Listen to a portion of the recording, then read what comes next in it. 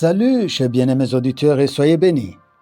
Vous suivez l'émission École de Christ du ministère École de Christ présentée par l'homme de Dieu Daniel Jérémie Ndongeri. L'École de Christ est un ministère chrétien dont la vision et la pratique de la vie de Jésus, où l'enseignement est Jésus lui-même. On observe sa vie, on apprend de lui pour vivre comme lui. Amen. Soyez bénis, soyez comblés et que la grâce de Dieu soit avec vous. Nous allons maintenant à notre sujet du jour, le numéro 28 intitulé « Soyons lumière comme Christ ». Amen. Soyez les bienvenus. Jean 8, verset 12. Jésus leur parla de nouveau et dit « Je suis la lumière du monde. Celui qui me suit ne marchera pas dans les ténèbres, mais il aura la lumière de la vie. » Jean chapitre 1er nous montre que Jésus est la lumière venue sauver ce monde. 1 Jean chapitre 1er verset 5 nous dit que Dieu est lumière et qu'en lui il n'y a pas de ténèbres. Amen. La lumière est le contraire des ténèbres. Pour mieux comprendre la lumière, commençons d'abord par comprendre les ténèbres. Décrivons-le un peu. Généralement, les ténèbres sont des lieux obscurs où l'on ne voit rien. On peut dire aussi que, par défaut, les ténèbres sont des choses opaques ou couvertes d'obscurité, ou alors des êtres vivants dans l'obscurité.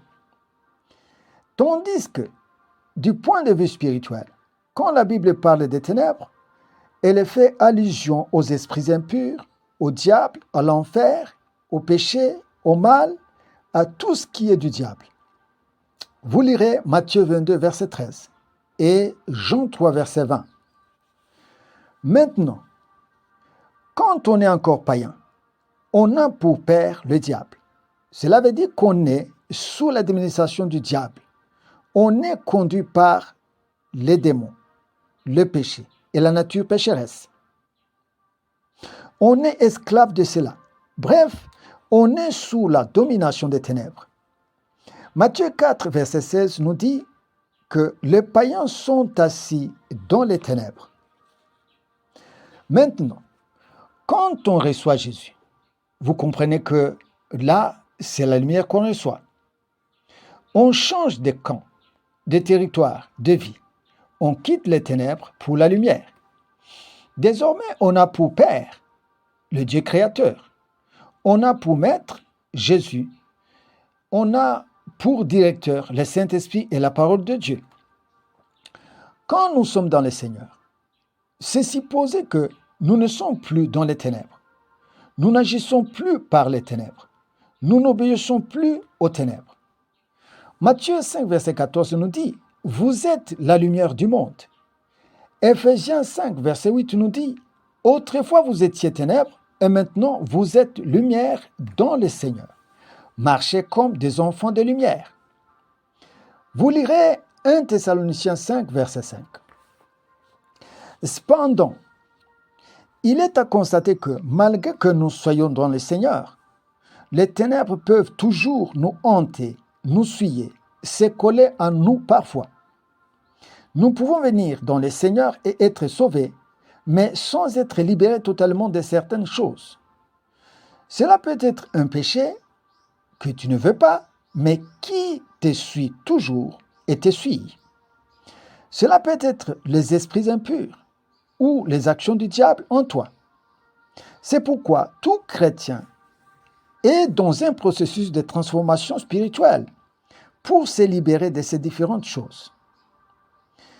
1 Jean 2, verset 9 nous est encore sévère et nous dit ceci. Celui qui dit qu'il est dans la lumière et qui est son frère est encore dans les ténèbres. Que Dieu nous aide. Romains 13, verset 12 dit « La nuit est avancée, le jour approche. Déplions-nous donc des œuvres des ténèbres et revêtons les armes de la lumière. » Éphésiens 5, verset 10 à 11 nous dit « Examinez ce qui est agréable au Seigneur et ne prenez point part aux œuvres infructueuses des ténèbres, mais plutôt condamnez-le.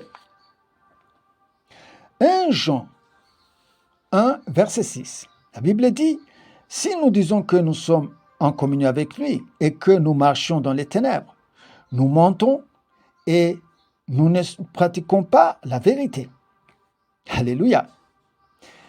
Écoutez, nous ne sommes pas dans le Seigneur pour vivre les ténèbres, mais nous en délivrer, pour être des véritables lumières. C'est là pour notre salut et notre bien spirituel. Ensuite, pour éclairer les autres et le monde. Jésus était la lumière et était venu éclairer les ténèbres, le monde. Il a fait. Aujourd'hui, nous sommes sauvés. C'est la même mission qui nous est assignée. Nous devons être véritablement transformés pour être des véritables lumières, pour éclairer les autres.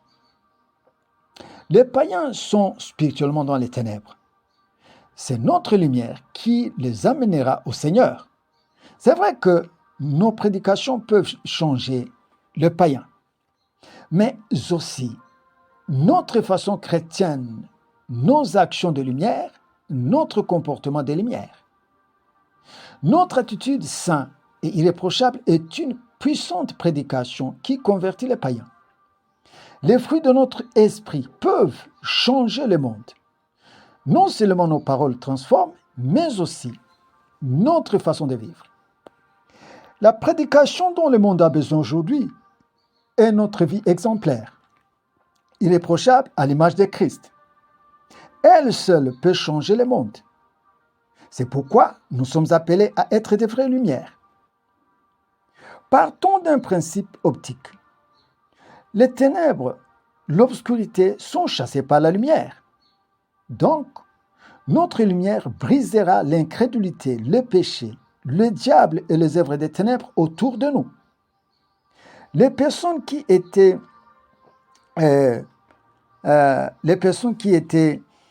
ténèbres deviendront lumière. Autrement dit, migreront au royaume de Dieu. Les endroits ténébreux deviendront lumière. Alléluia. Matthieu 5, 14 à 16 nous dit, « Vous êtes la lumière du monde. Une ville située sur une montagne ne peut être cachée.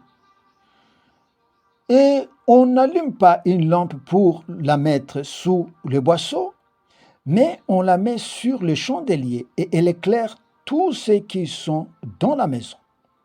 Que votre lumière luise ainsi devant les hommes, afin qu'ils voient vos bonnes œuvres et qu'ils glorifient votre Père qui est dans les cieux. » Alléluia. Écoutez, un chrétien lumière, partout là où il est, doit respirer la vie de pureté, de piété, d'humilité, du bien, des bonnes œuvres, d'obéissance à Dieu, etc. Bref, il montre dans son entourage les œuvres de lumière. C'est cela être la lumière du monde. Et cette vie sainte, cette vie des valeurs célestes changera le monde païen, changera la vie des païens pour les amener dans le Seigneur, dans la lumière. Alléluia. Nous devons être lumière, la lumière du monde. Maintenant, la merveilleuse question est celle-ci. Que faut-il pour être une véritable lumière? La première chose, il faut venir bien évidemment dans les Seigneurs. C'est le point de départ. C'est convertir dans les Seigneurs, appartenir au royaume de Dieu. La deuxième chose à faire, il faut être sérieux dans les Seigneurs. Sérieux avec la parole de Dieu, l'aimer et la pratiquer. La parole de Dieu n'est pas de la sociologie, de la morale, de la philosophie, de l'histoire, où on lit et on remet dans les tiroirs. Non. La parole de Dieu est une vie. Elle est une thérapie à nos maladies. Là, je vais dire le péché, les défauts spirituels, les possessions démoniaques et autres. Elle est une puissance qui nous libère de ces choses. Il ne faut donc pas la prendre à la légère c'est-à-dire la méditer quand tu veux, la pratiquer comme tu veux. Non, non, non, non. La règle est que nous la méditons jour et nuit et la pratiquons à tout moment. C'est bien cela. La troisième chose, il faut accepter sa pilule la plus amère. Avaler même son aigreur.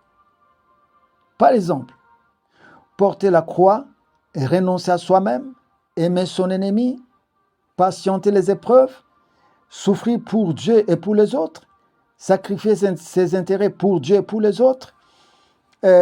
Tout ça, c'est des paroles apparemment dures à avaler et à pratiquer, mais elles ne sont pas à fuir, mais plutôt à pratiquer. Nous devons les aimer. C'est dur pour nous, pour la chair, mais nous les devons. Alléluia. Les chrétiens ne font pas ceci. Souvent, les chrétiens ne font pas ceci, c'est-à-dire, ils évitent des paroles qui nuisent à leur chair. Et là, je vous dis que les chrétiens qui ne le font pas, qui ne le pratiquent pas, ils échouent leur vie spirituelle. La vie chrétienne est le sacrifice, bien-aimé, et n'est pas le confort. Si tu penses que tu es venu trouver la vie facile et le confort dans le Seigneur, tu as déjà signé ton échec spirituel. Acceptons et pratiquons même ces paroles qui nous font mal dans la chair. Jésus a tout pratiqué.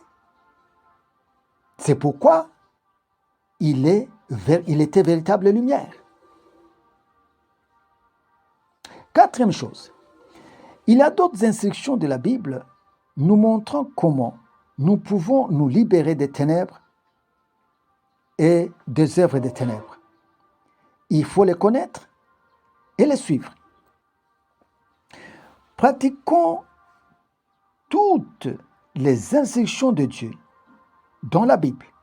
C'est là où nous deviendrons des véritables lumières. Alléluia. J'ai fini, disons ceci. Si nous sommes dans le Seigneur, alors soyons des chrétiens au complet et non des mi-figues, mi-raisins, non des chrétiens tièdes, des véritables chrétiens de lumière, dépourvus des ténèbres. Luc 11, verset 35 nous dit « Prends donc garde que la lumière qui est en toi ne soit ténèbres. » Bien-aimés, il n'y avait pas de ténèbres en Jésus. Il n'avait que montrer les œuvres de lumière. Nous sommes appelés à être comme Jésus. Nous sommes à l'étude de la vie de Jésus pour la mettre en pratique. Jésus était lumière, eh bien, soyons aussi lumière pour pratiquer la lumière. Que Dieu vous bénisse. À la prochaine, bien-aimés, et que la grâce de Dieu soit sur vous.